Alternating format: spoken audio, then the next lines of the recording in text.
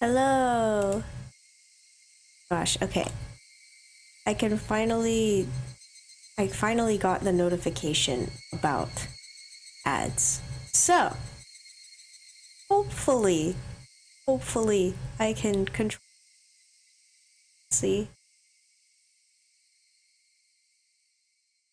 Oh, my mic working. Hello. Can you hear me? Okay. Going to assume this is working. I changed my audio settings a little bit, so if the audio cuts out, I'm very sorry. I will do my best to project. But let's get back to it. We are in Higurashi once again.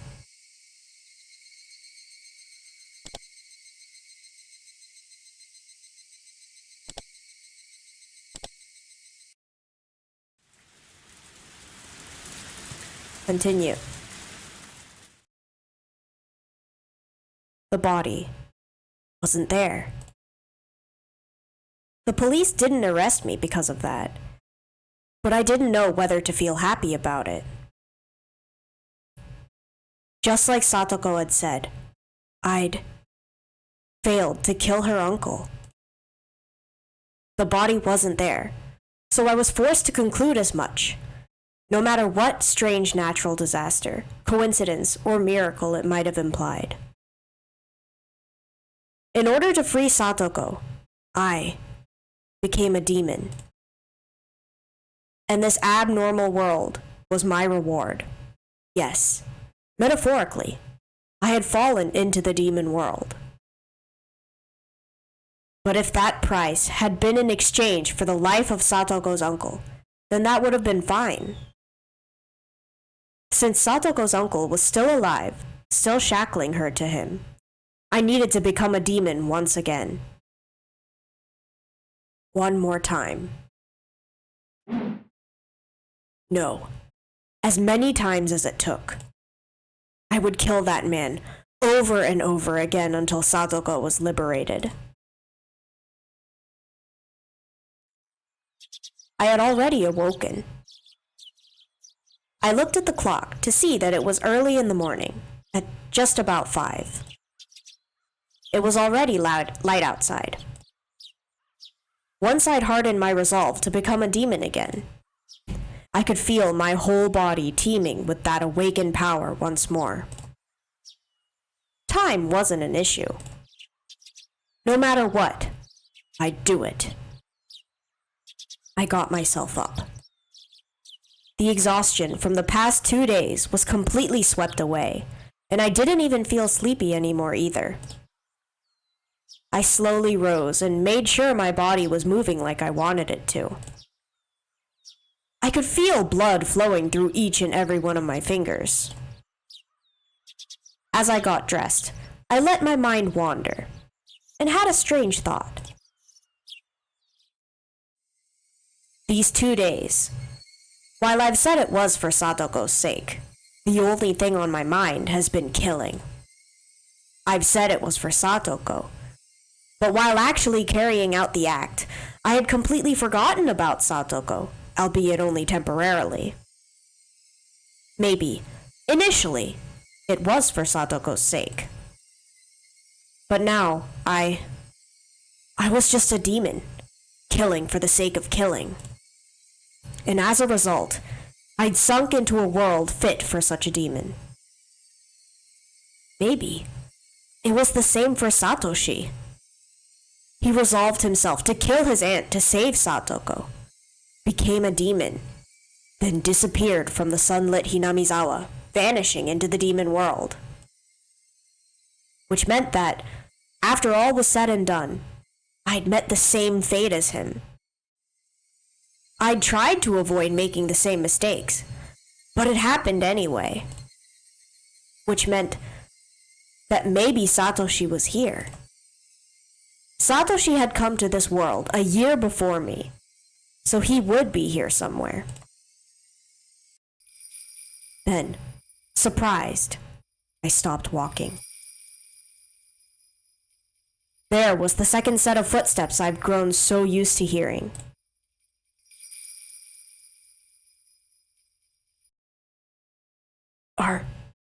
Could you be Satoshi? The empty, lifeless air wouldn't give me an answer. But I felt a strange kind of relief that there was someone there. That Satoshi had stuck with me the whole time. Hi, Saint Cisco. Cooking and listening? Oh, thank you. Thank you so much. I hope your cooking goes well. Let's go, Satoshi. Once more. This time, we will set Satoko free for sure.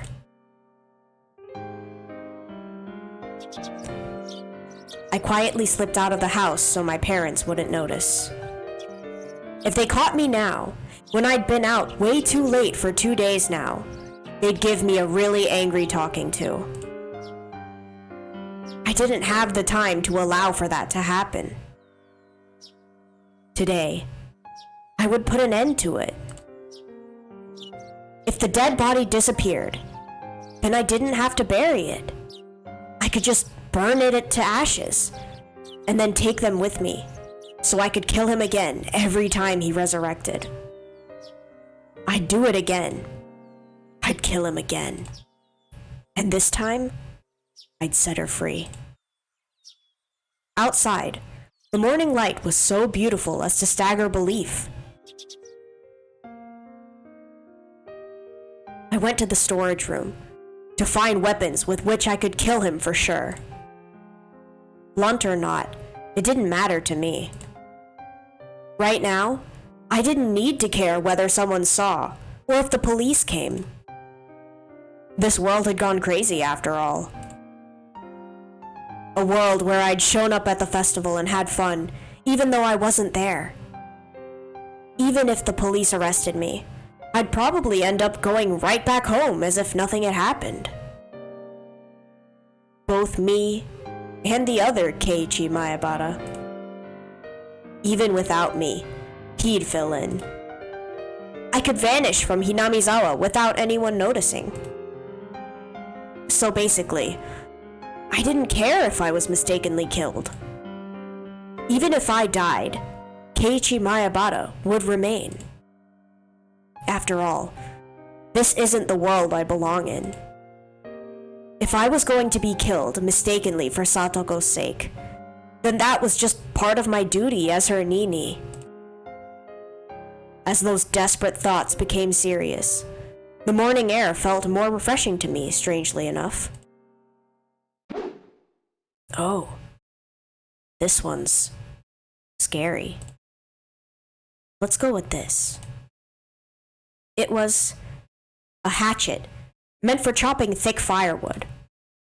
Its hefty steel blade was sinister, almost as though it was a tool meant for killing people. I couldn't exactly take it out in public like that, so I wrapped it a little in some old newspaper and tossed it into the basket on my bike. Sorry for using you for evil all the time. I'll need you again today, my legs. I apologized to my bike for some reason. For the past 3 days, I've only used it for dangerous things. I'd been riding this bike ever since I lived in my old town. I could walk most places I wanted to go, so I hadn't used it all that much. My mom had bought it for me when I entered cram school, thinking it would be a convenient way to get to the station since it was far away. So I'd always used it to get back and forth from cram school. I'd only ever put textbooks and class materials in the front basket too. I'd never tried to put a hatchet that I'd be using to kill someone in here. When I came to Hinamizawa, life finally felt fun. I met the best friends ever and had some of the greatest times ever. Those times might have been shattered now, but it was my greatest wish that I could get them back, even if I had to risk my life to do it. That's how fun those times had been. I killed someone. And now I was at it again, needing to kill someone. Murder was a crime. I didn't believe that people should ever think murder was okay.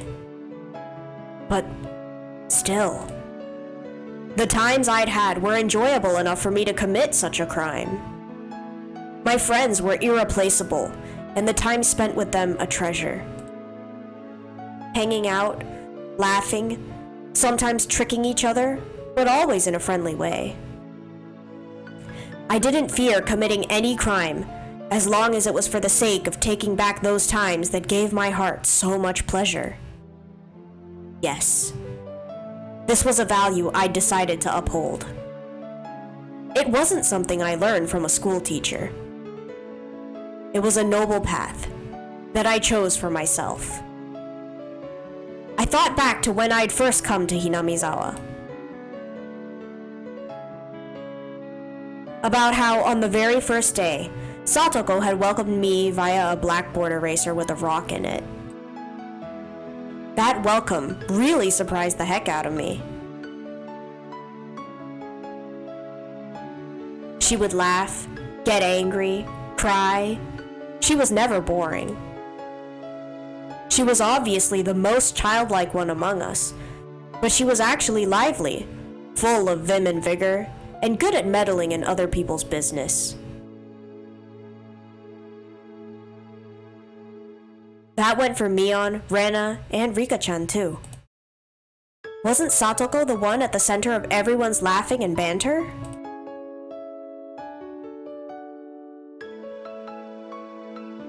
Satoko would try to look cool. Then Mion would make fun of her endlessly. Then Satoko would cry, which would put Rena in a state of ecstasy. Rika-chan would be greatly delighted. And I happened to get mixed up in it. We would always fool around like that. It was lonely when someone wasn't around, but if I had to name one for whom it was the worst, it would have been Satoko. Her smile was everyone's smile. Ever since she stopped smiling, so did the rest of us. And for the rest of us, not smiling was the same as dying. It was just like when I was silently going to cram school every day just to maintain my unchanging test scores. So, basically, we were nothing when she wasn't smiling. She was full of hot air, but she was our princess. Cute and unhateable. I don't know about unhateable, but you know, okay, Keiichi. That's on you.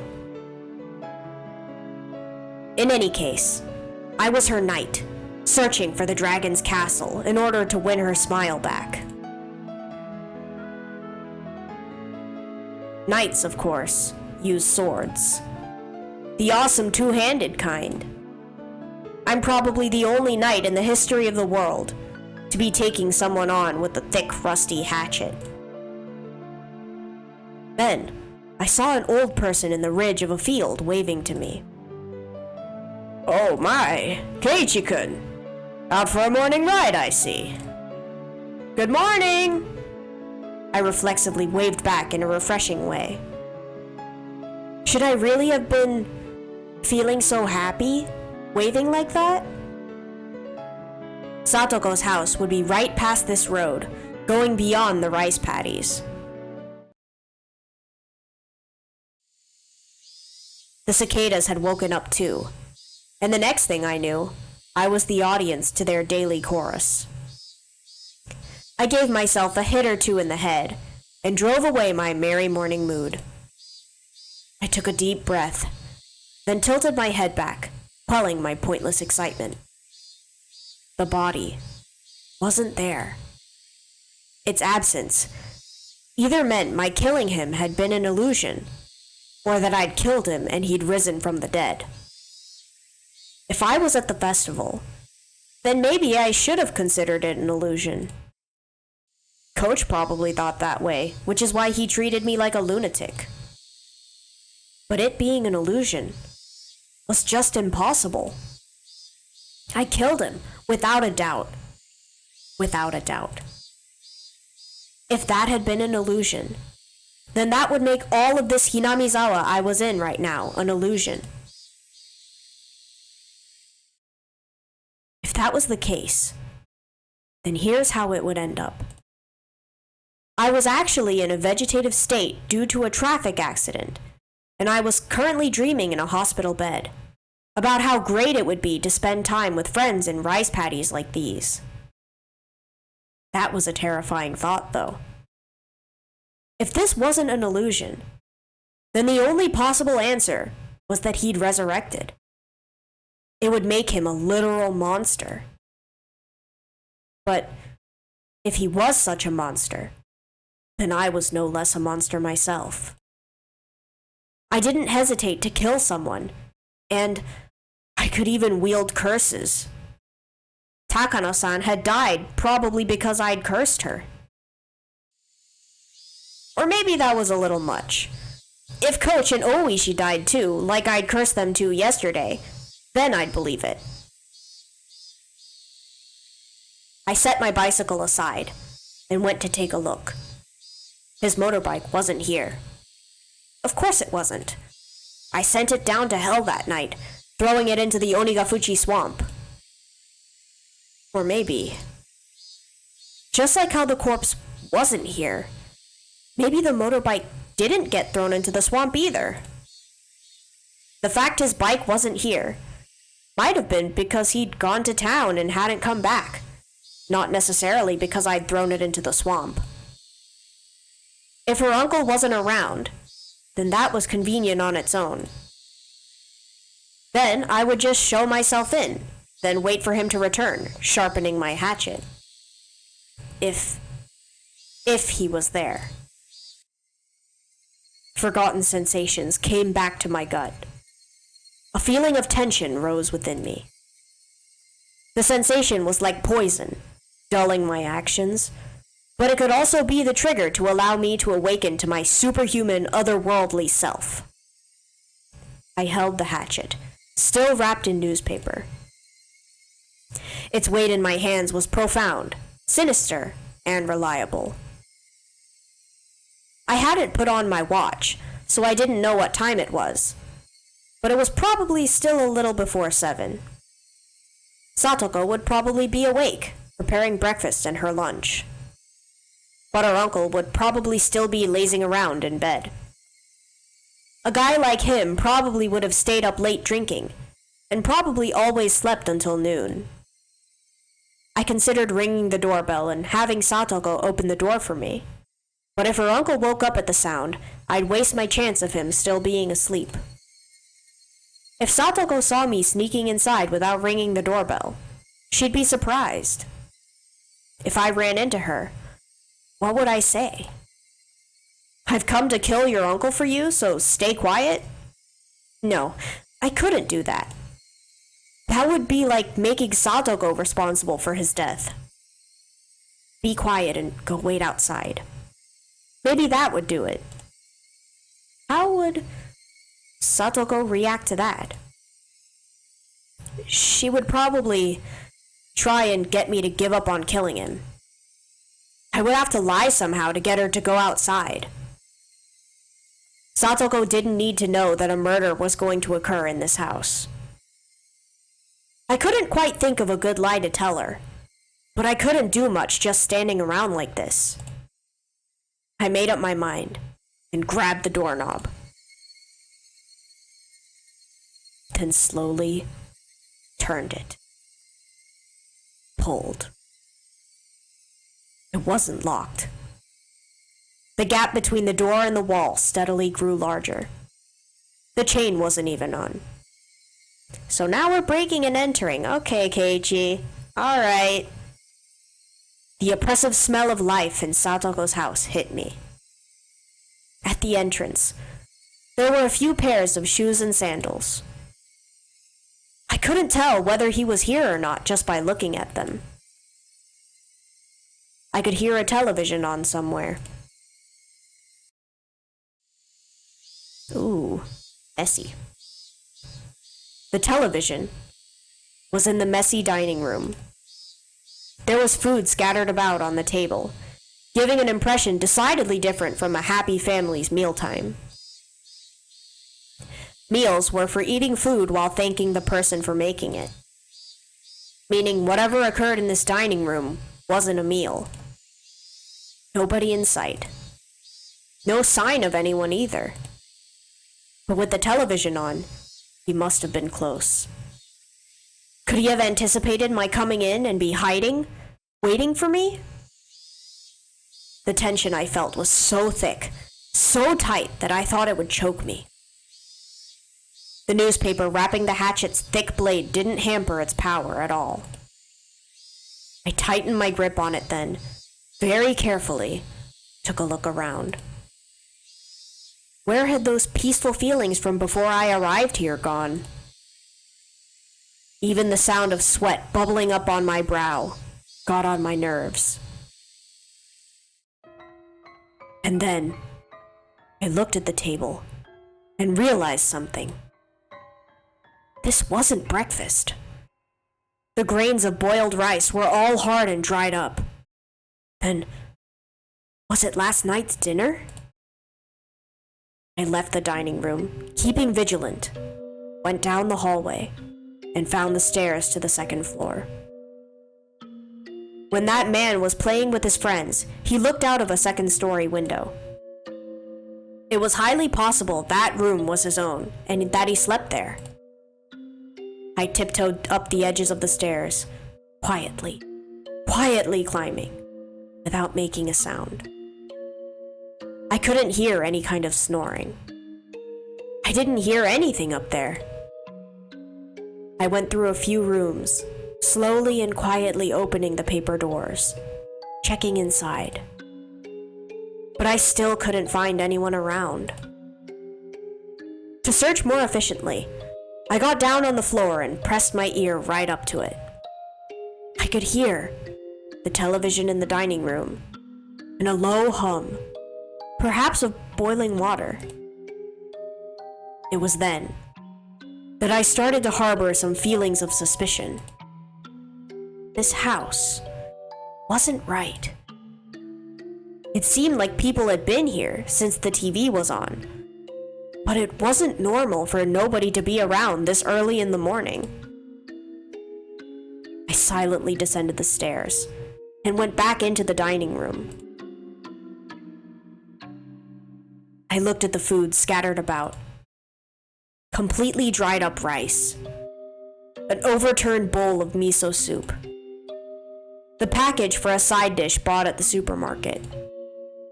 I could tell Satoko had definitely been the one who made this. The food was far from Mion's perfection or Rena's gentleness, but it was sincere. Judging by how she cooked for me at my house, and from the type and amount of side dishes, I deduced the meal was from last night. The numbers stamped into the food package read 830620, June 20th, 1983. That was yesterday. And there was food for two, which meant that this was last night's dinner, and Satoko's uncle would have been here then.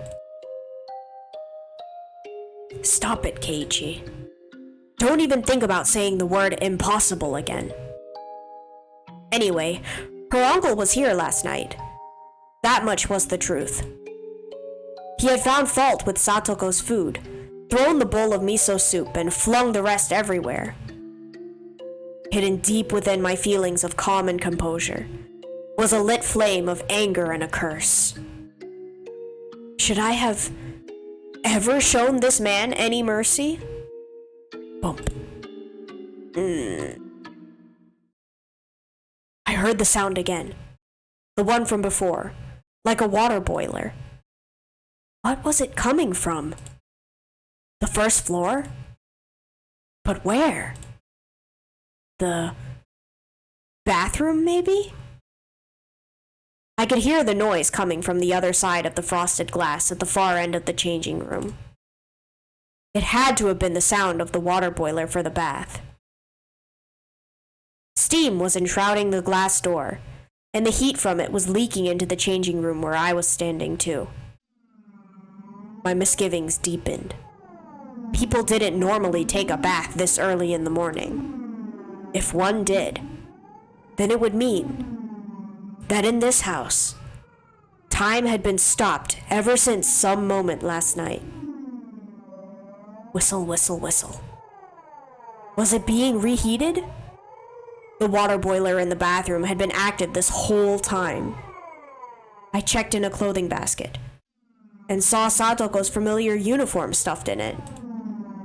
The uniform had stains and dried rice stuck to it. Certainly not something she could wear today. It was probably from the miso soup at the dinner table yesterday. I looked hard at the frosted glass, but I couldn't see anything through all the steam. Bro, don't peek at people in the shower.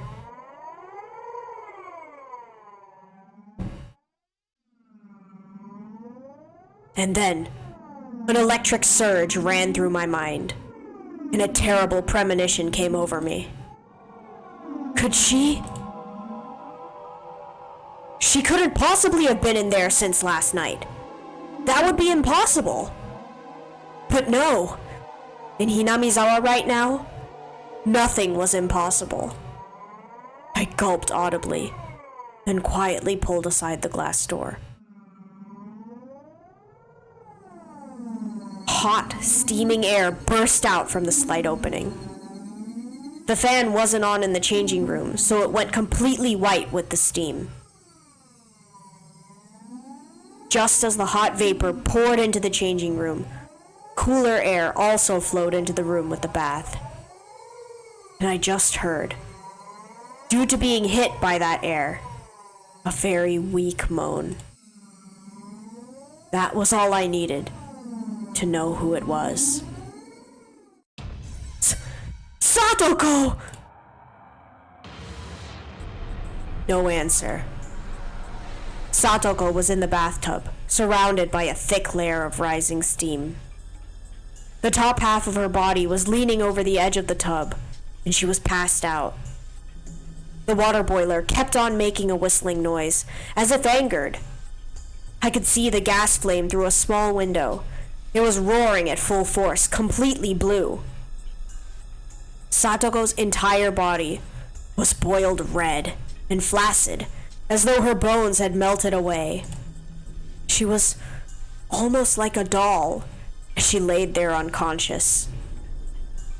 I wasn't sure how many seconds passed as I stared in complete bafflement. I came back to my senses and promptly shut off the boiler. Then, I dragged Satoko's small body out of the bathtub.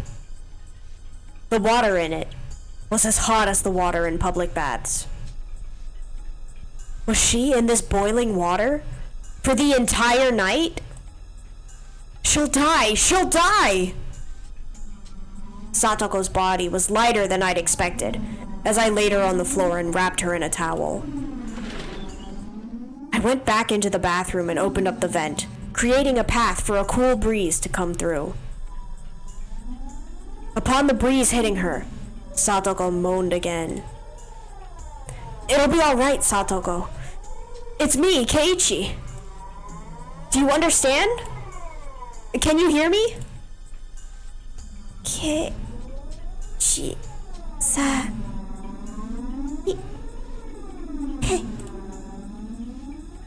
Satoko recognized me and muttered a response, but I couldn't really tell what she was saying. Her eyes were muddy and unfocused. I could tell she wasn't completely conscious. Upon closer inspection, her limbs and waist were twitching slightly. This was way worse than normal overheating. This was dangerous. Didn't they call this heat stroke? Think, what would the teacher do if a girl passed out in the middle of summer, during a marathon in gym class or something? I turned the water faucet in the kitchen all the way on and soaked a towel in it. I then took the cold towel and pressed it to Satoko's forehead. Satoko reacted harshly to the coldness and let out a muffled voice. For burns, right, you would soak the burn spot under running water. Then, could I run cold water in the shower and cool her off like that? No. If it was that sudden, it wouldn't be good for her heart, and she'd go into shock. I think I read that once before.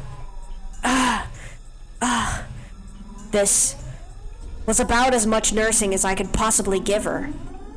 Anything more than this would be too much for the likes of an amateur. What happened, Satoko? You're all right now. Your Nini will save you for sure. 5,039. 40. What was Satoko reciting under her breath? I brought my ear to her mouth to better make out the mysterious spell-like words she kept saying. And at that moment, I understood what they were for. Satoko, you're counting? Why?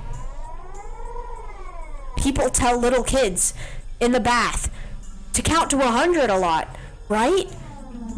Satoko was counting like that. But 5,039? You moron! How long were you supposed to count in your own bathtub? 10. Thou. I doubted my ears, and doubted her common sense. 10,000? You're a freaking idiot. What kind of dumbass could count to 10,000? There's no way you could do that. You'd boil to death before you got that far. Why were you... My uncle. Last night, her uncle flew into a rage at the dinner she'd made, saying it stunk and was inedible. Satoko didn't understand what on earth he meant. It wasn't much different than what she usually made for him. Maybe he hated the smell of the pickled vegetables she'd bought in particular.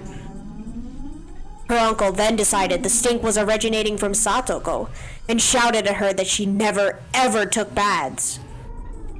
And then he put Satoko in the boiling water and told her not to come out until she counted to... Oh, I'll kill you! Oh! I snapped and exploded. Raising the newspaper-wrapped hatchet, I stampeded through the house. I searched for anything. Traces, signs, smells, vibrations, heartbeats. With a war cry, I raced up the stairs with such force I could have stomped a hole through them. Then I found the futon in the room I thought to be her uncle's, and well aware he wasn't sleeping in it, I bashed it with the hatchet. Did he run into the closet? I'll bust the entire closet down, door and all. And if he's not there, maybe there's a secret door. Any switches or levers in the walls here? I smashed into wall after wall with the hatchet, crushing them. Dust rose into the air, and broken pieces scattered about the floor. I smashed all the glass windows too, for good measure. I don't understand what destroying Satoko's house is going to do for her.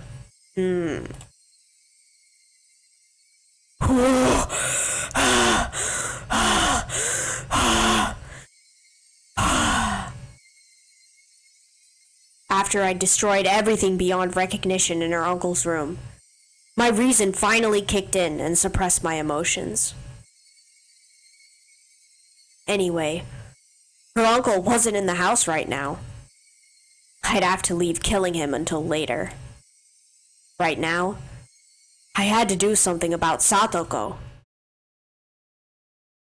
I went back to the changing room. Satoko was still lying limp on the floor.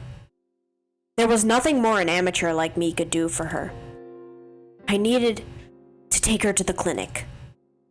Coach had treated me like a lunatic yesterday and tried to lock me up in a mental hospital.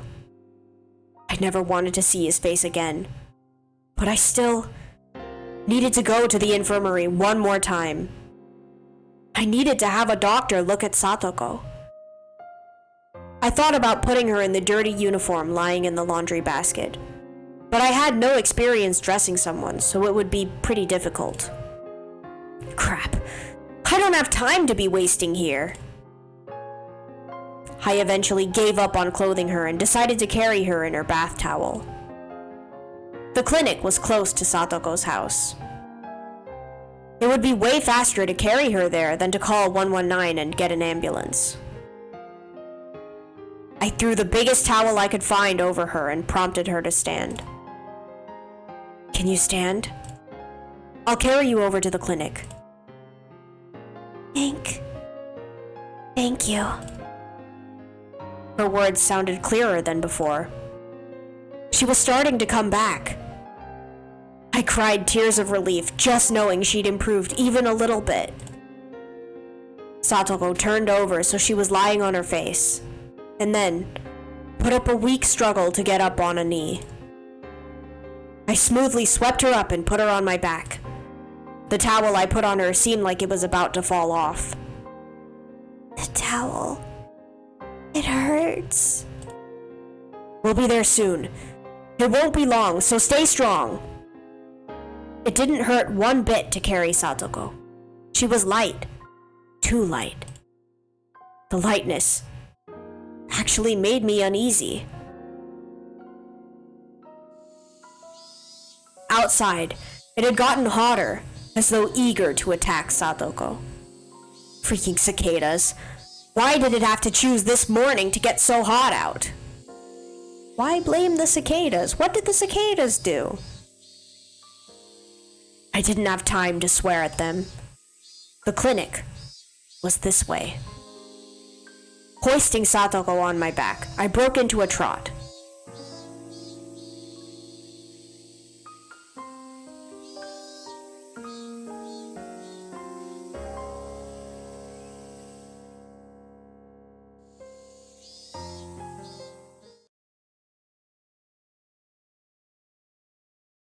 The hilly road to the clinic, with which I had never had difficulties before, was now torturous.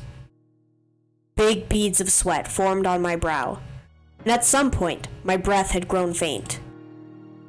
The hatchet in my belt was heavy and made it hard to walk. I considered leaving it, but I couldn't let it go. At least, not while Satoko's uncle was still breathing. The signboard for the Irie clinic came into sight. But I quickly noticed something was odd, so I stopped. Several red revolving lights were flashing at the clinic.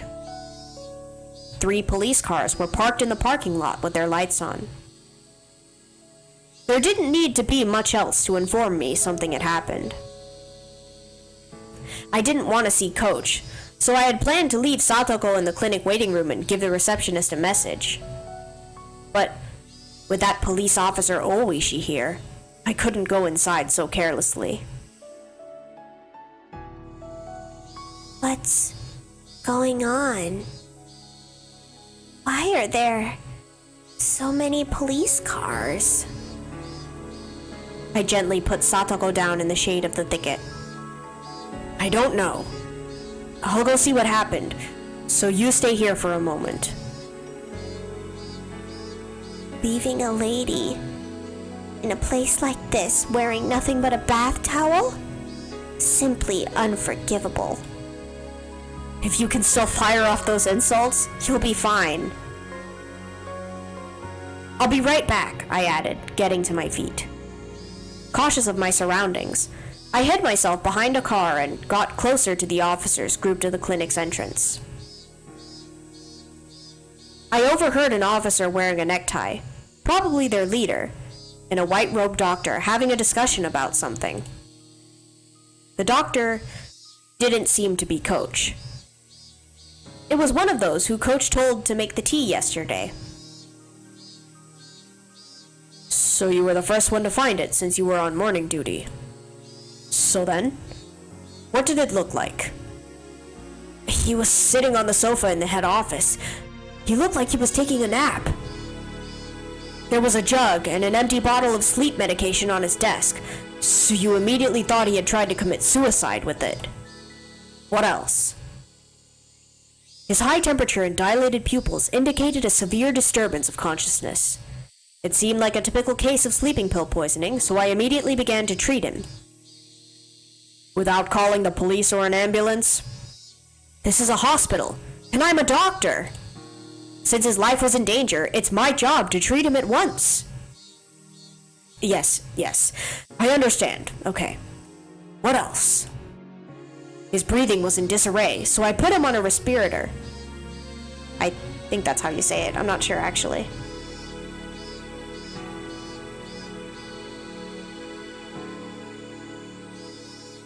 I also administered breathing stimulants. It had no effect, so I prepared a medical ventilator and... Right. So in other words, you did what you could, but it wasn't enough. That's it, right? You reported this as soon as he died? Yes. It was very unfortunate that we were unable to save him. Just then, a radio in one of the police cars started to buzz, producing a broken, mechanical voice. This is HQ. Komiyama-san, can you hear me? Over. Hello. This is Komiyama. We've come up with something.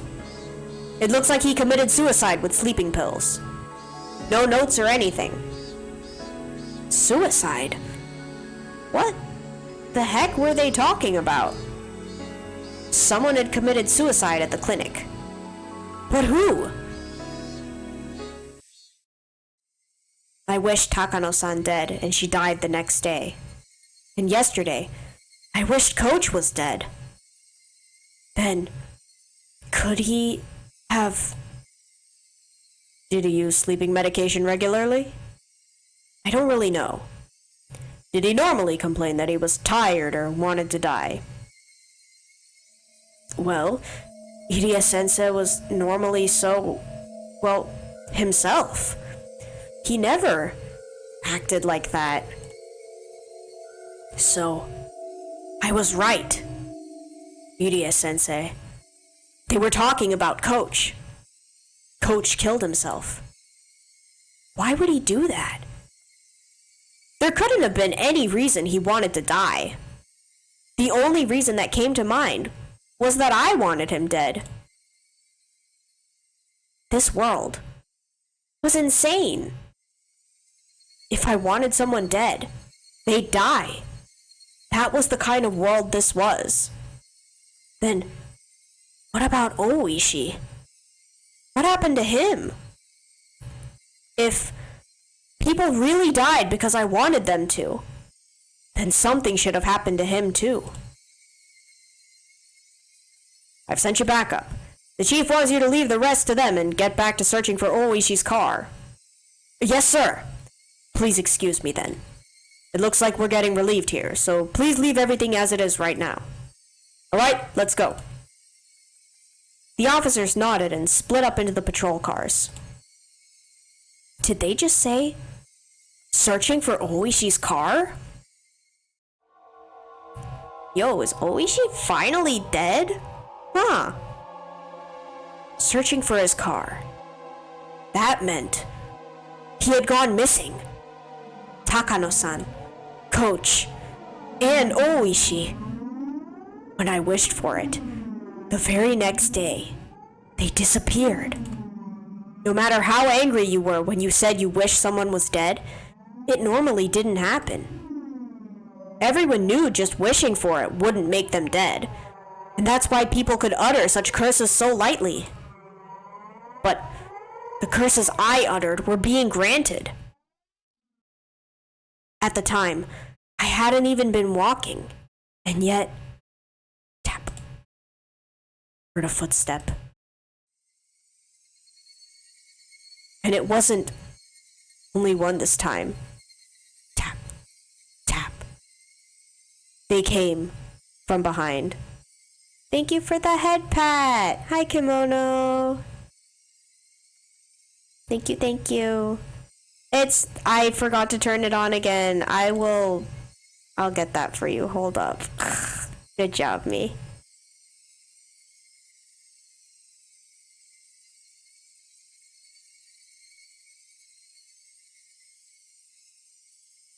I need to set a reminder or something. My gosh. There it is.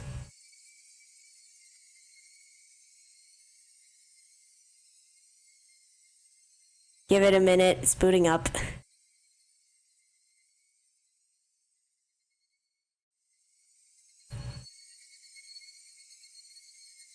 Ooh. Come on. Work for me.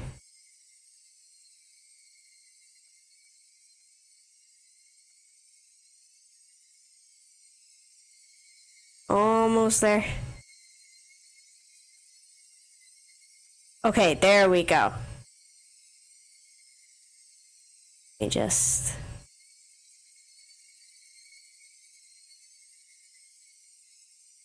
There we go. Okay, it should be working now. Yes, hello. Thank you. Thank you. That emote finally got approved. I'm still waiting for 2 more. But yes, how are you doing, Kimono?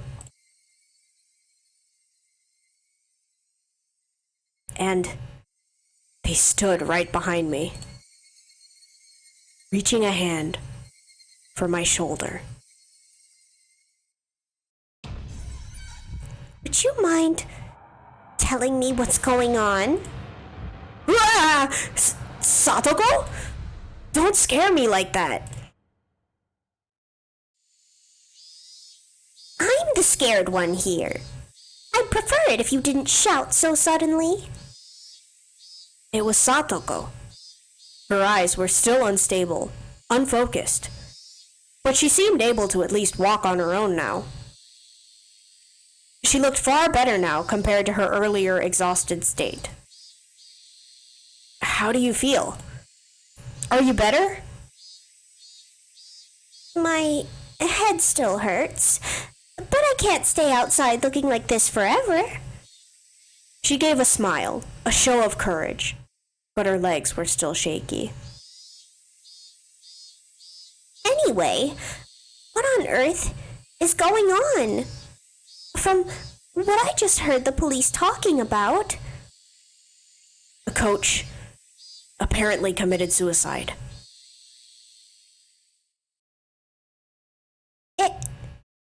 Good, just a slow day? Aw, it's okay, there are some days like that. Just take it easy. I'm doing pretty good too. I managed to sleep in again today, so I think my jet lag is pretty much all gone. I could always use a nap, but you know, I think I can make it through the day without one. Satoko was at a loss for words. Her face grew paler and paler, and I could tell she was doubting her own ears.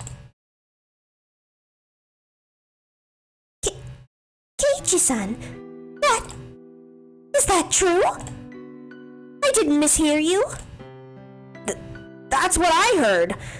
They said Irie-sensei killed himself with sleeping pills.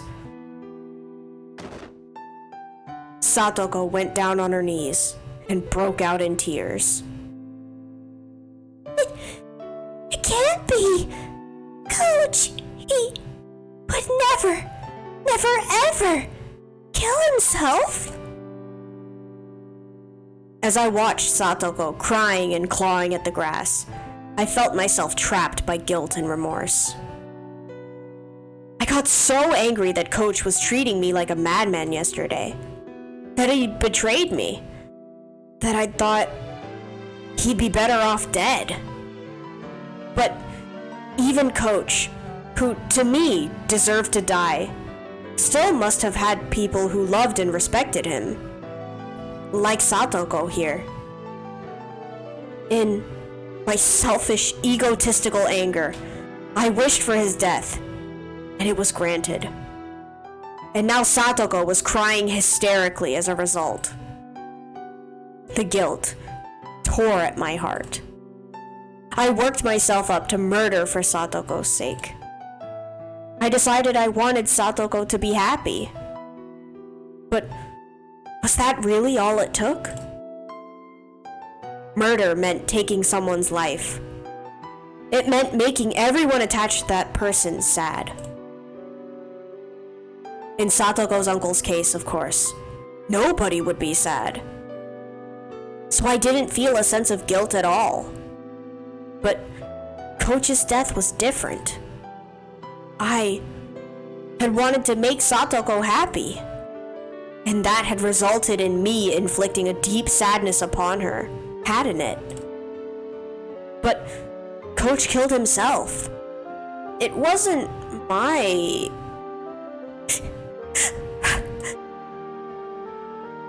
Satoko still hadn't stopped crying, but she seemed to be a little calmer now. Wiping her tears, she stood up. I'm sorry. And the only thing I could think of to say to her was an apology. Why are you apologizing? Well, yesterday I got into a fight with Coach. And I thought that I wanted him to die. I wanted it so he really... Satoko looked at me dubiously for a few moments. Eventually, her expression softened as she interpreted my words in her own way. It isn't your fault, Keiichi-san. Coach was an adult too. He felt like there was something he had to give his life for, and chose to do so after a lot of worrying and suffering. It's not anyone's fault. She smiled a little, trying to comfort me. I do not want to be like this forever. I want some clothes. Are you okay? Shouldn't you get someone at the clinic to... I won't die for putting on clothes before going. Satoko readjusted her bath towel and started back along the path. Her stride was wobbly, and it didn't look like she'd recovered as much as she let on. At first, Satoko tried to go back home, but it was the time of morning when people were going to school and to work, so after seeing people walking around, she thought better of it. She must have been pretty embarrassed wearing only the towel. Well, maybe I should have thought of that, Keiichi. I'm going to Rika's house. My clothes should be there. What's wrong, Keiichi-san? Satoko noticed how I was hanging my head and spoke to me. Despite how he might have come off, Coach was an adult, all right? He would certainly not have killed himself after a petty fight with you, Keiichi-san. Please stop blaming yourself. At first, I thought it was a coincidence. But with 3 people now, I couldn't discard the possibility. There was no such thing as impossible in this world. These past few days haven't made any sense. What hasn't? Satoko seemed to be having trouble breathing, but she still tried to listen to what I had to say. At the Watanagashi festival the day before last, you went home on the way there, right? And I went there and had a lot of fun. So it would seem. I do apologize for getting so upset with you about it. Satoko remembered how she blew up at me in the classroom yesterday and bowed to me a little. If I said I actually didn't go to the festival at all, would you believe me? Satoko looked at me, confused. She couldn't help it, of course. Of course I wouldn't believe you. What are you on about? You wouldn't, right? I don't believe it either. I mean, I didn't go to the festival. But everyone's saying I hung out with them there. Nobody would believe it, right? Are you being serious? Yeah. Ever since the night of Watanagashi, everything's been messed up. These weird footsteps suddenly started following me everywhere. The blood drained from Satoko's expression. Footsteps following you? Yeah. I thought it was just my imagination at first, but they stayed with me. They're probably still there. I can't tell them apart now because of your footsteps, though. Satoko took a long and hard look at me. Maybe she was doubting my sanity. Coach did the same thing. I mean, why wouldn't he, after telling him this? The more I thought about it, the more I was unable to endure the feeling that my hatred for Coach had been meaningless. On the day of Watanagashi, I didn't go. I was doing something else. The whole time. I wasn't sleeping or unconscious or anything. So it's not possible that I walked to the festival half asleep and forgot about it afterwards.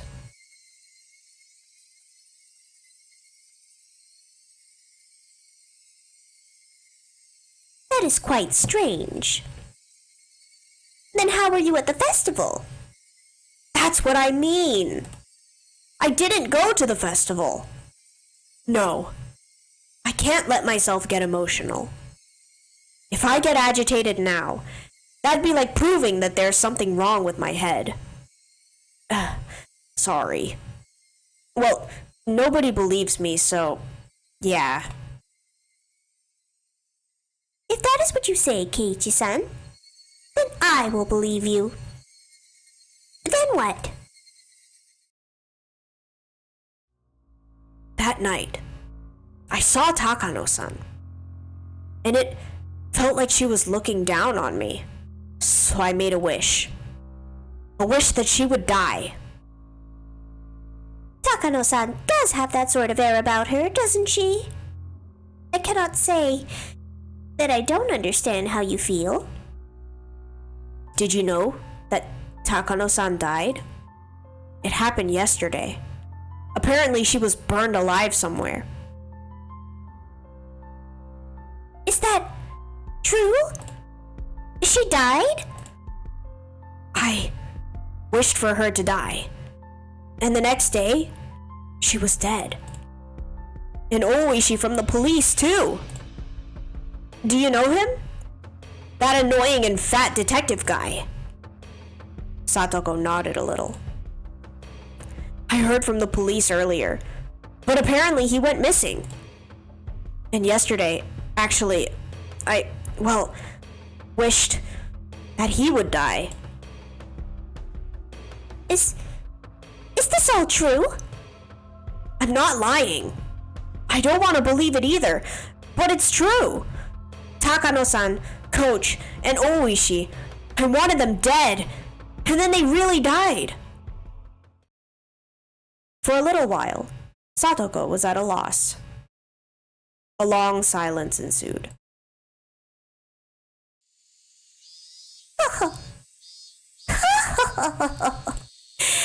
What a scary story. I should be sure not to get on your bad side, Keiichi-san. And that's not all. There's something even stranger. It's about your uncle.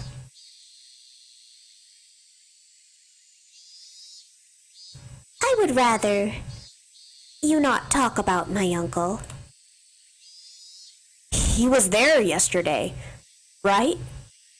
Hold up, there's a spider on my wall. Let me grab it.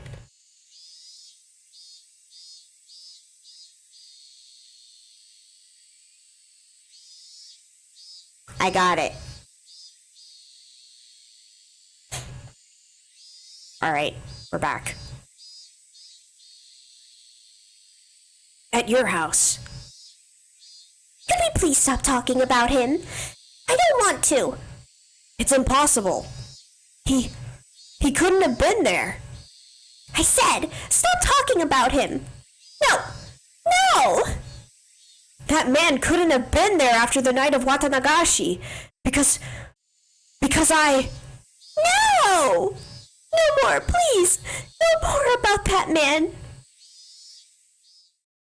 I killed him! With my own hands.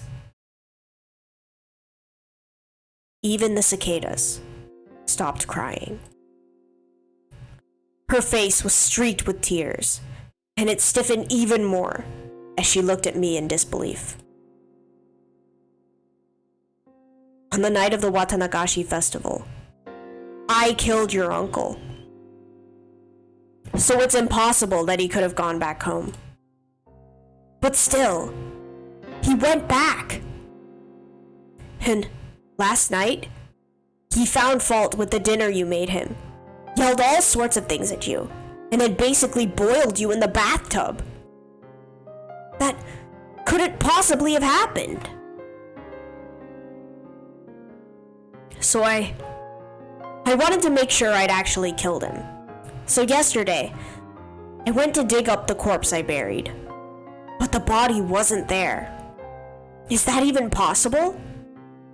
I killed him for sure, but there was no body. And he went home like nothing happened. Home to you, and that wasn't supposed to happen, was it?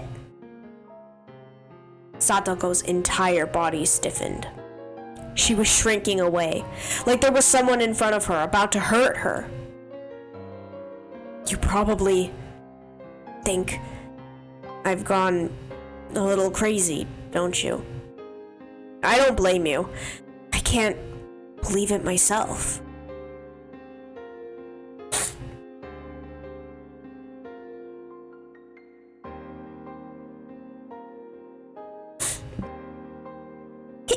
Keiichi-san, I think you're very confused after all the people you wished were dead coincidentally died. You're just in shock at Coach's suicide and you're really upset. I think you should stay home from school today and rest.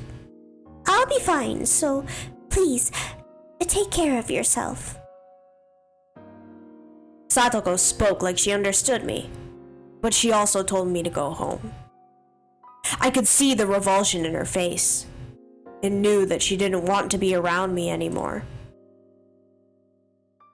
Once I show you to the clinic, I'll go home. Your legs are still shaking, aren't they? It would be terrible if you collapsed halfway there. Really, I'm fine now. I do not want to keep exposing myself to a man any more than this.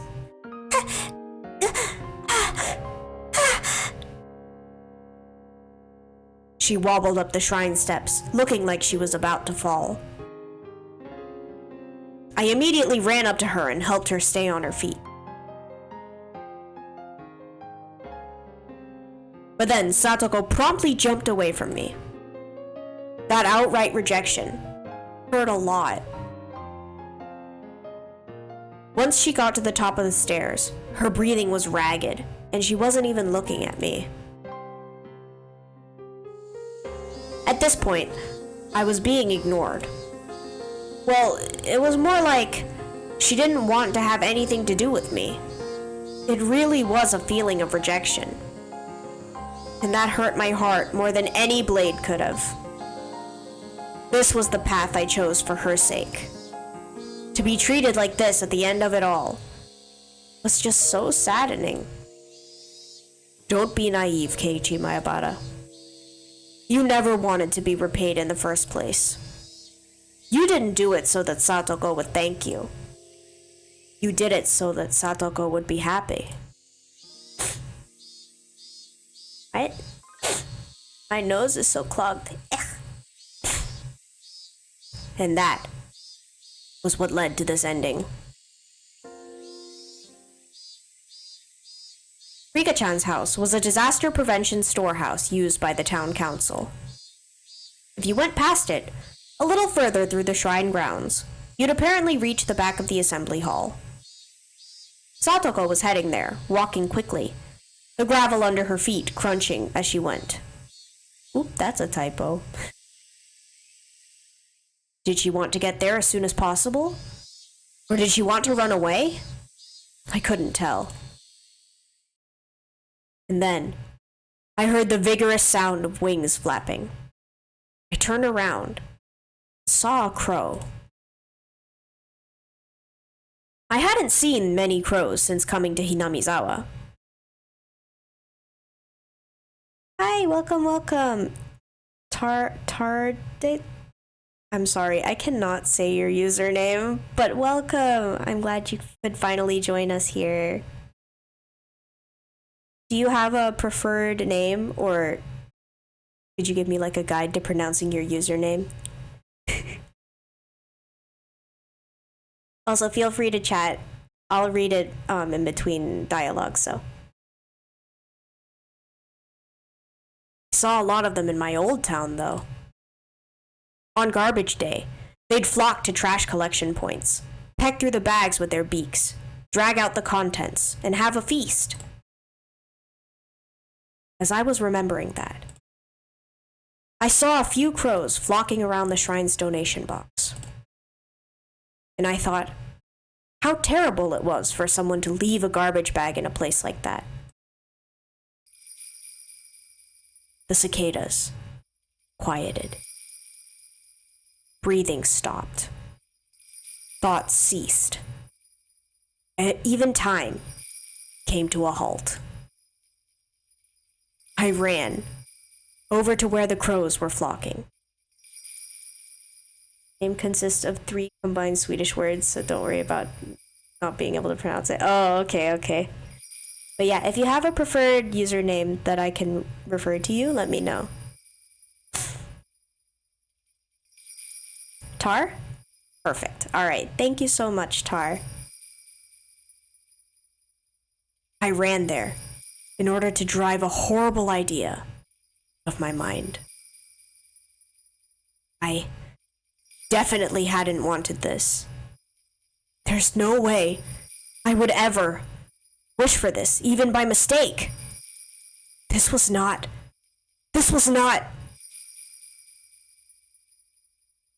No! No! Not Rika! When they noticed my vicious approach, the crows all flapped upward, fleeing into the sky. When the crows' big black bodies flew away, they exposed the garbage bag. What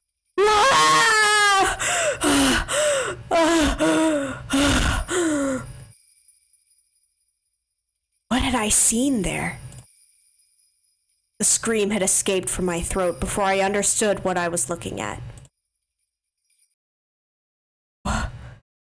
What was this? Satoko came over as well, realizing something had happened. And she looked over my shoulder. Then she screamed as well. This wasn't... The garbage bag was crimson, dyed in fresh blood. Ugh, enough of this stupid roundabout way of saying it. That's right. Yes, it was Rika-chan, our friend, Satoko's best friend. Always easygoing, clever as a cat, but so cute you couldn't hate her. Our friend, Rika-chan, she was... Rika-chan was stark naked. She was face up, limbs sprawled. Her eyes were like glass, just staring up into the sky.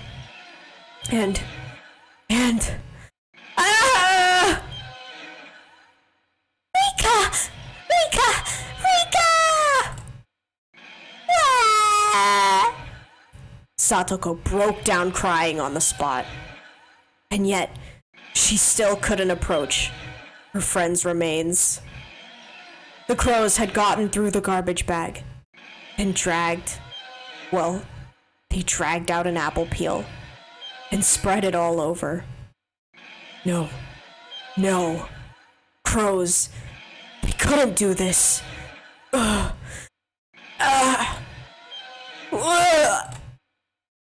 On the spot, I started vomiting. The sour taste became a bitter one as I threw up over and over again. Rika-chan,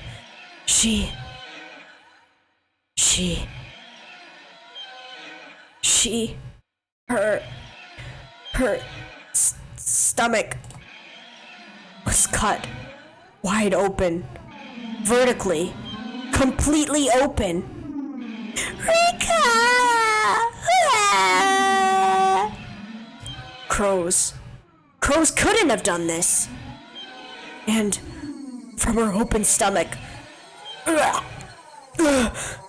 her organs, her bowels were dragged out like children's toys left all over the floor. That unbelievable sight induced oxygen deprivation in my brain. Color left my vision, a pounding headache, dizzy, and I wanted to vomit. It was like the nightmarish remains of a ceremonial killing. Someone, somewhere, had killed Rika-chan, brought her here, laid her here with her limbs sprawled out, and then cut open her stomach and dragged out her intestines. Red and pink viscera were sticking out of her gut. Viscera? I don't know how to say that word. And her intestines were scattered in every direction. Like it had been for fun. The entire ground was covered in an ocean of red and black. A few of the crows hopped around inside that ocean. They walked through the sea of blood, leaving bloody footprints. And those footprints, there were several still left on Rika-chan's body. Those sinister prints made it seem even more like a bizarre ritual killing. I may have wished for Takano-san and Coach and Oishi to die, but I didn't remember ever wishing for Rika-chan's death.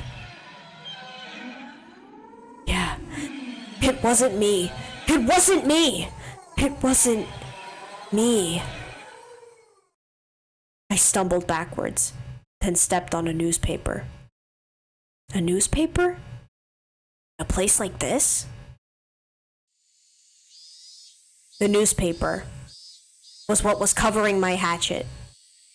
I had kept it wrapped up and on my belt in order to carry Satoko.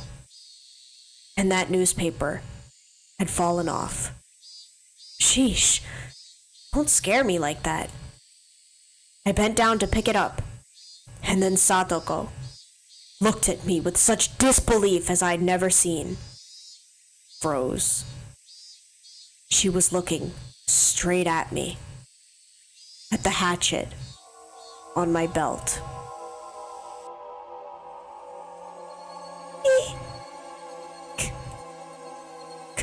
Calm down, Satoko.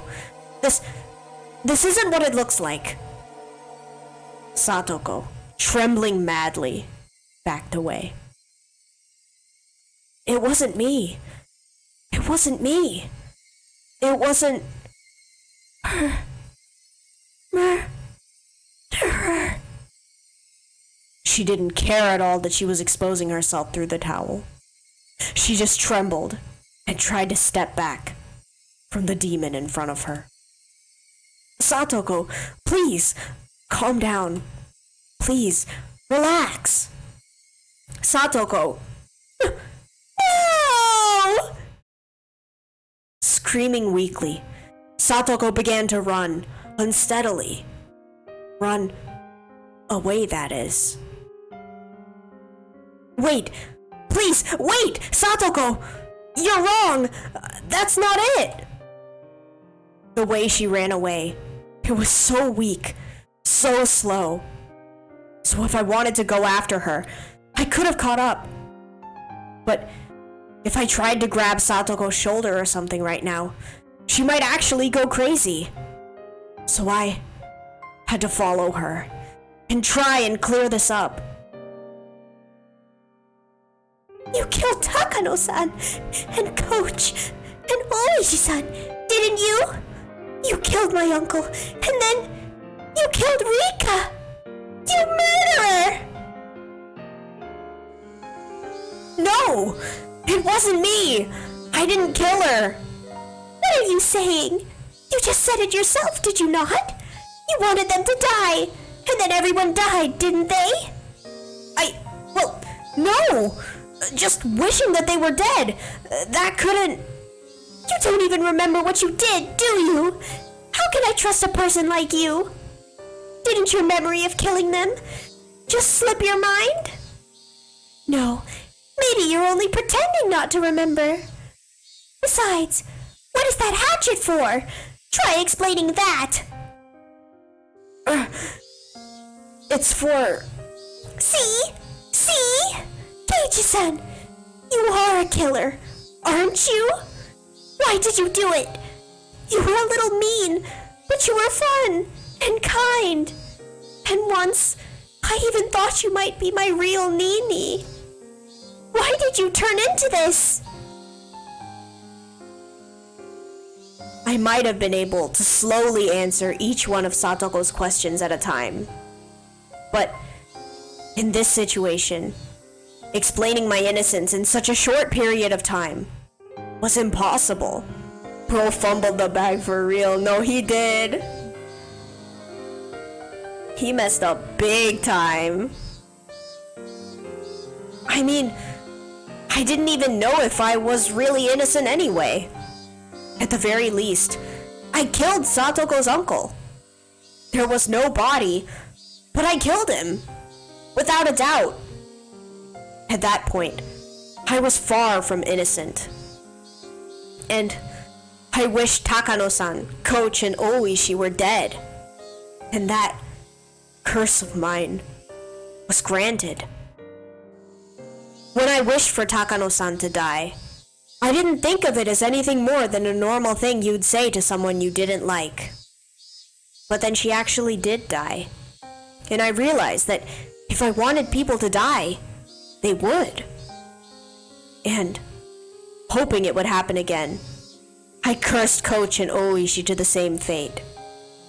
So, even ignoring Takano-san's death, Coach's and Oishi's were completely premeditated crimes. Was I a killer? Just like Satoko said? Was I unable to distinguish between illusion and reality, and turned into a demon without remembering it? Becoming a killer who carried out Oyashiro-sama's curse? No, that couldn't be. It was impossible. Ugh, darn it! The very word impossible was impossible in Hinamizawa right now.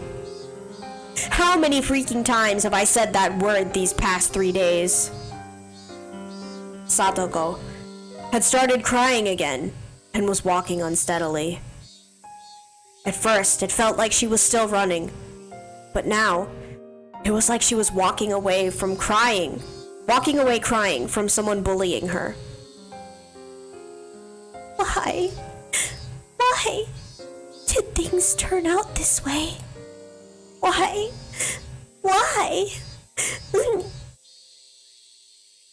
If there was an answer to that, then I wanted to know it too. Why? Why had it turned out like this? After Nini went away, I was lonely for a long time. But then Keiichi-san transferred to our school, and everyone was happy again. It was fun again. Every day was beautiful. Yeah, she was right. Those days were bright and beautiful. And yet, after that, Satoko and I shouted the exact same thing. How did it turn out like this? The cicadas were sneering at the spectacle, our strange game of tag. Shut up, shut up, shut up. Eventually, I heard the murmuring of a stream. The forest parted, and a suspension bridge appeared. Satoko was crossing dangerously, wobbling as though she might fall at any moment. And when I stepped onto the bridge, it swayed a lot, causing Satoko to stagger and fall on the spot. Satoko, are you okay? Don't come near me! You murderer! Satoko shouted, her hatred made very clear. It was sad. If words could cut, then this warmth flowing from my eyes would have been blood for sure. Why did you turn out this way? Keiichi-san, I really liked you. I wanted to go up to her and give her a hand, but the distance between us was uncrossable. If I got any closer, Satoko would start shouting again and say things that would hurt me deeply again. So I couldn't approach any closer than this. Satoko, I don't know how things turned out like this either, but I can say this. I wasn't the one who killed Rika-chan. At least that is true. Please stop being so absurd. How do you expect me to believe anything someone who can't even rely on his own memories has to say? I tightened my hands into fists.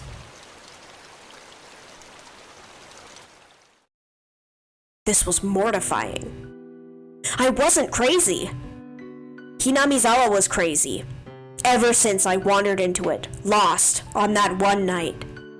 This insane world, where I was at the festival when I wasn't, and the uncle I killed was alive. Where death would come just by wishing for it. It was this world's fault. Mion and Rena started acting strangely, like they were possessed by something too. And Coach wouldn't believe anything I had to say. And even Satoko, who I should have protected, was yelling at me like this. Was the price for killing a man supposed to be this high? Was I really going to be forced to stay in such a bitter world? I did the right thing. At least I wanted to. So then, why? I hated it. Every time I asked why. The days Satoko and I enjoyed in peace went so wrong. Satoko, please believe me. I'm not a murderer. Then what is that hatchet for? Can you give a convincing explanation for that? Is this hatchet scaring you? Okay, I'll throw it away. That's what you want, right? Satoko didn't nod, but she seemed to be in agreement with that proposition. I clumsily took the hatchet out of my belt, then dropped it over the side of the bridge into the stream below. There, it's gone. Now, you'll listen to me, right? You think I'll let my guard down? Just because you got rid of your weapon? Keiichi-san, you're strong. It would be easy for you to strangle me with your bare hands. Like hell I would ever want to kill Satoko. You idiot. Then what should I do? Should I put my hands on my head? Yes, why don't you? Please, put your hands on your head and face the other way. It was a cunning plan, much like the ones she used during club activities. Putting my hands on my head and turning away would mean I couldn't attack Satoko very easily. I immediately acquiesced to her request, since it would make her feel better. Is this all right? Please, listen to what I have to say. Satoko stood up, then carefully approached me from behind. And then, she actually came right up behind me. She was so close, and yet I was so sad that I wasn't allowed to turn around. I think I understand. That it isn't your fault, Keiichi-san. Huh? I think, probably, you have just been possessed by something evil. Until before, I thought Keiichi-san was a killer, but now I know. After looking at your eyes, I could hear that Satoko was still crying, but her voice was gentle just the same. Keiichi-san could never kill anyone. Something simply possessed his body and made him do evil things. Was she speaking literally right now? Or was she trying to admonish me? I couldn't tell. Come to think of it, maybe they were possessed, just like Keiichi-san. At the time, I was only thinking I would be killed, so I didn't think about it. But now I understand. That was the work of something evil that possessed you. Satoko? What are you...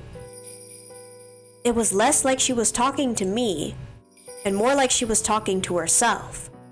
Like she was confessing at my back. I understand, you know. It isn't like I haven't experienced it myself. Satoko's voice started to become mixed with sobs. Her pained voice tore at my heart. But I didn't know what Satoko was talking about. I climbed to the top of the ritual storehouse once. It was a few years ago.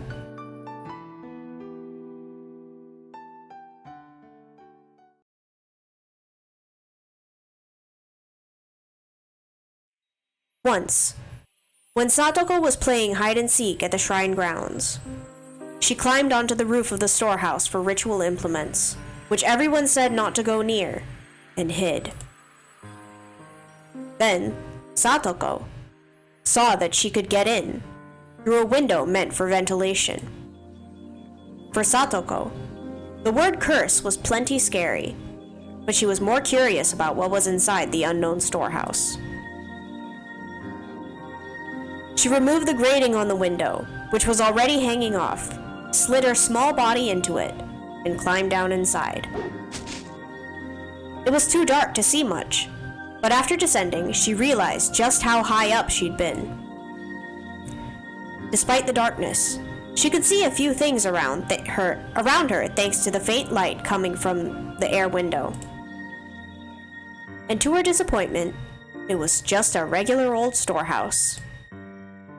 She tried to leave, but the door was locked up tight from the outside, and it was not made to open from within. She would have to go back out through the ventilation window she'd come in from. But the window was high on the wall, and there was no way she would be able to climb back up.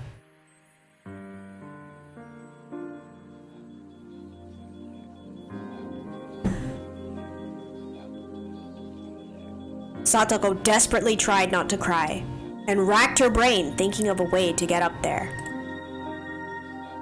There were a lot of birdcage-looking things hanging by chains from the ceiling. She took the hanging chains and strung them along the wall.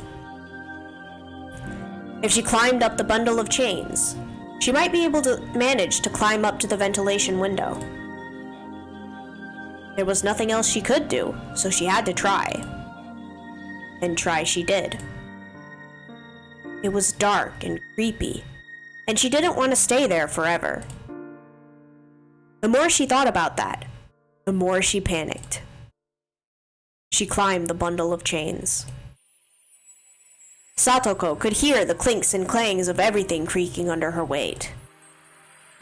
And then, just as her hand reached the window, one of the metal fixtures she'd used to stick the chains on the wall flew off, and the chains all began to pull loudly and furiously every which way.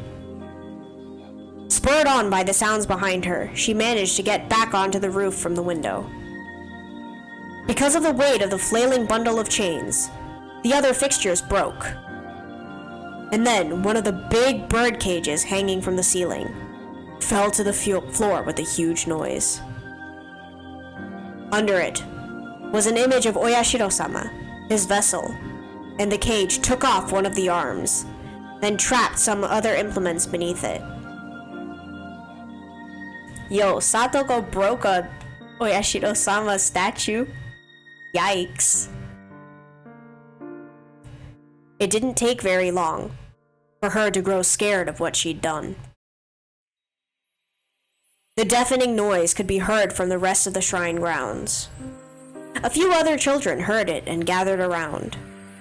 And of course, Rika was one of them. Then, Rika's father, the shrine's priest, with an angry look, ran over. And then, as for what happened next, it was painful to remember. The only one who knew where Rika's parents kept the key to the ritual storehouse was Rika. So, he scolded her, saying that this happened because Rika pulled a prank and hid me in there. He was very angry and menacing. Just looking at him was enough to frighten anyone. He exposed Rika's back, took a strangely shaped ritual cane or something, and struck her with it several times. Rika's words at the time, "It wasn't me. It wasn't me. I'm sorry. I'm sorry." That pitiful voice. I still can't get it out of my head. I should have said it was me. I should have said so, to save my best friend from that false accusation, without being afraid of Rika's father's terrible temper. Rika gritted her teeth and cried at the crime she didn't remember doing. Ever since then, the world had been strange. I know. I understand. This is Oyashiro-sama's curse. His judgment for messing up the ritual storehouse and forsaking my best friend. Oyashiro-sama's curse. My father and mother too. They vanished in that muddy stream. My mean aunt died too. But then Nini, who loved me more than anyone, ran away from home. And then Keiichi-san transferred in. And I thought I'd finally gotten my fun life back. But this time, Keiichi-san was possessed. And even Rika got killed. There's something I heard once. Oyashiro-sama, when he really curses someone, he doesn't kill them right away. He goes in order of your closest friends, and after killing them all, he kills that person last. So, Keiichi-san, the curse got to you too. I'm sure that Rena-san and Mion-san will be cursed next.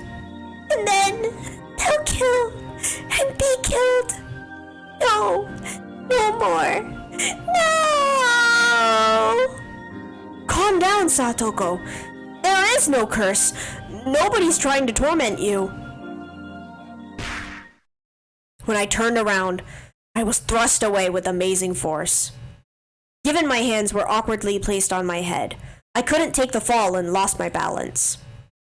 and I'd been pushed not into the bridge, but to the side, toward the stream. No, this can't be happening. Ah! As one last miracle, I was allowed to grab a cord hanging from the bridge. Far below me was the stream. We were pretty high up, and below were rocks of all sizes. If I fell, it clearly wouldn't be pretty. The entire bridge was tilting under my body weight. My frail little grip probably wouldn't last another minute before my fingers had to let go. Satoko! Satoko!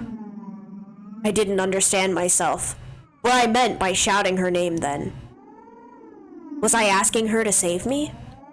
Or was I asking her why she did this? Finally, everything came back into focus, and I saw Satoko. And I was surprised at what an odd expression she had.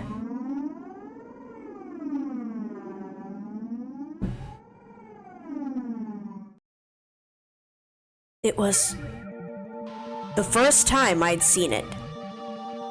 It was an expression of righteous anger, meant only for those who needed to die.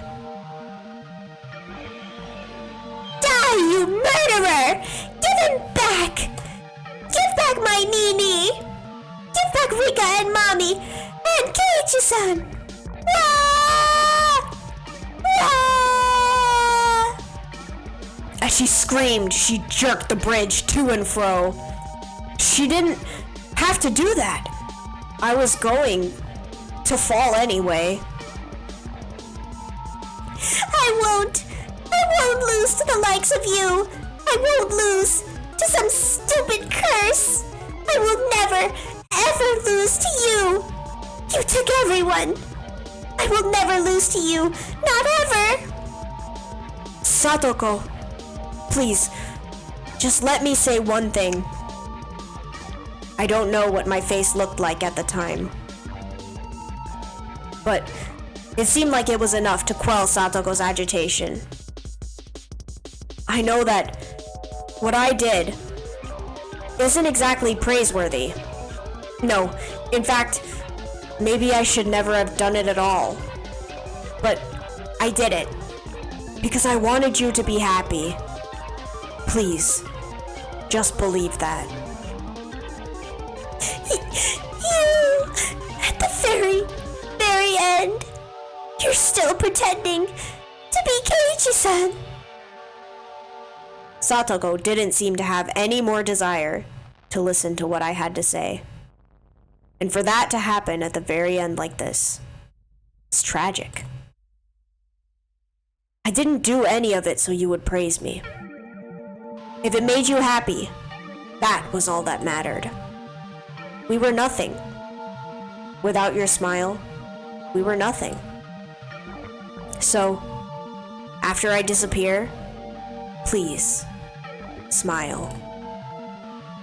If you can get on with your new life by me dying, then please, just smile. Can't you at least promise me that? Stop speaking! Don't use Keiichi-san's mouth like that! Fall down! Die!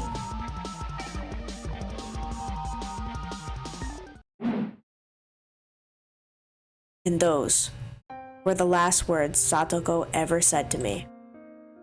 Those sad, tragic, and altogether unrewarding words. What on earth was I?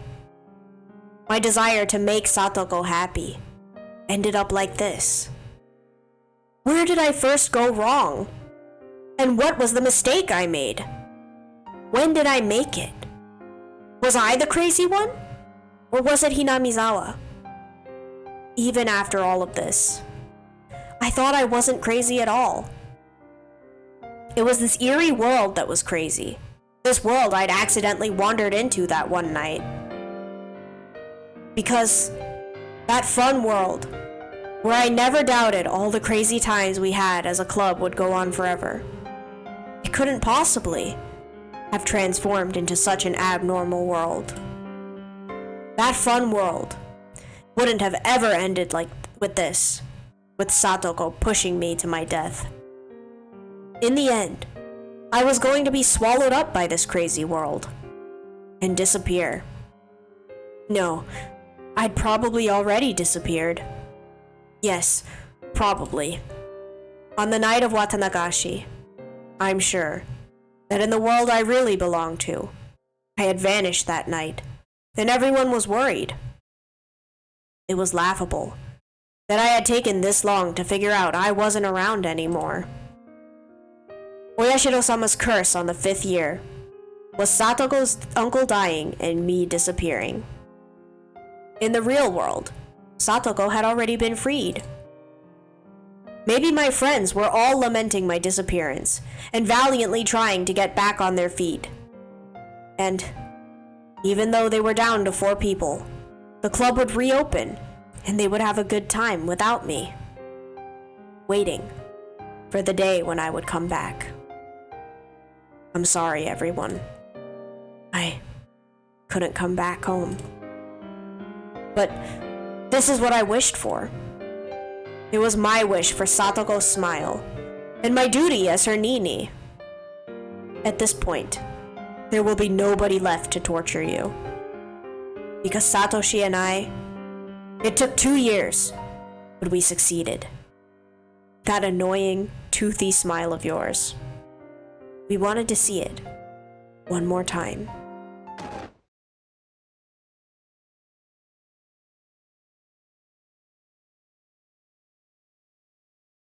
My pain wasn't gentle or merciful. It was a sharp pain, violent, powerful, and ruthless. What little compassion I had receded in the span of a moment. And now, I'd die. I could say goodbye to this insane world. Farewell, crazed Hinamizawa. Thanks for giving me the psychic power to kill people whenever I wanted. If you'll still allow it, I'll wish for one last thing. The death of this very world, of this crazed Hinamizawa, so that nobody would ever again have to find themselves lost here again.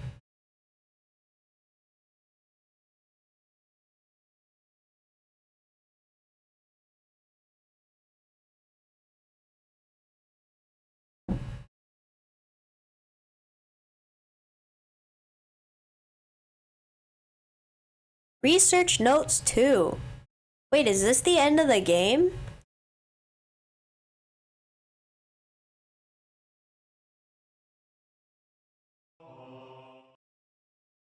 I'm so confused. Is this the end? Oyashiro-sama. Nobody really knows what characters to use to write Oyashiro-sama. Knowing this is hard, partly because depending on the time period, he has been called with various titles, with subtle changes to his name, and nobody knows the real one. Not yet? Okay, so there's more. Gotcha.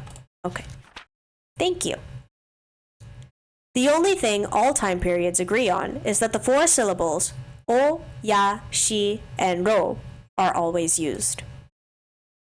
There's a theory stating the shrine, or yashiro, dedicated to Oyashiro-sama itself, became an object of worship, and that people began calling it O Yashiro-sama, or Lord Honorable Shrine, but this doesn't make a bit of sense. I don't know whether this is related, but people say the Furude family, the most respected bloodline in terms of worshipping Oyashiro-sama, actually inherited his blood. And in the legend the Furude family passes down, if for 8 generations in a row the firstborn child is a girl, the 8th daughter will be the reincarnation of Oyashiro-sama. If we go by this legend, the characters for Oyashiro-sama's name should be O for honorable, Ya for 8, and Shiro for generation. These character assignments are simply something I've thought up. There is no way to verify it. If this is true, then Oyashiro-sama will be named as such under the assumption he would come again. The second coming of an object of worship can be seen in several religions, so this isn't unusual. But a few of these religions call the second coming of their object of worship a day of judgment, or something along those lines. And we must not forget they mean it to be the end of the world. Rika Furude, pampered and loved dearly by the elderly folk in the village. The rumors say she is the 8th generation, and Oyashiro-sama. I do not know the family tree of the Furudes, but at the very least, I can confirm that for the past 2 generations, the first child has been a girl. Rika Furude watches over Hinamizawa. If the village were to lose her protection, what would happen? Would peace between man and demon be lost? Would it once again create a hellish landscape where man-eating demons run rampant? A gruesome feast of the demons, who suddenly remembered how delicious the weak humans were, who could only cry, scream, and run for their lives. What would that look like? Just imagining it is enough to make my heart pound with excitement. Interesting that they would consider Rika to be Oyashiro-sama, but then she's able to die. Very strange.